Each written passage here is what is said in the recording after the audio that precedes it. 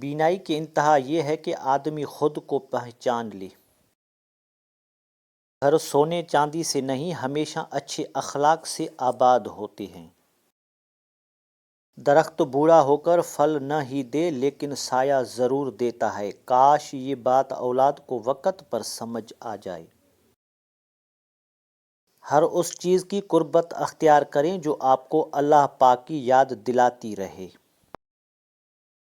انسان کا ماضی چاہے کتنے ہی گناہوں سے بھرا ہوا ہو، اس کا مستقبل ابھی بالکل پاک ہے، کیونکہ رب کریم بندے کی توبہ کو پسند فرماتا ہے۔ جیسے چاہتے ہو کہ اللہ پاک تمہارا ہو جائے، اس طرح یہ بھی چاہو کہ تم اللہ کے ہو جاؤ۔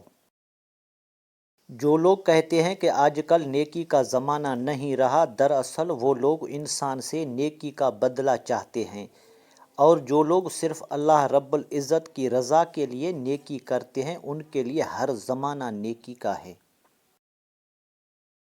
السلام علیکم دوستو، اگر آپ کو ہماری کاوش پسند آئی ہے تو ویڈیو کو لائک، شیئر اور سبسکرائب کریں تاکہ ہماری ہر آنے والی ویڈیو آپ تک پہنچتی رہے۔ ہمیشہ آپ کو صحیح راستہ دکھاؤں گا۔ شکریہ۔ اللہ حافظ۔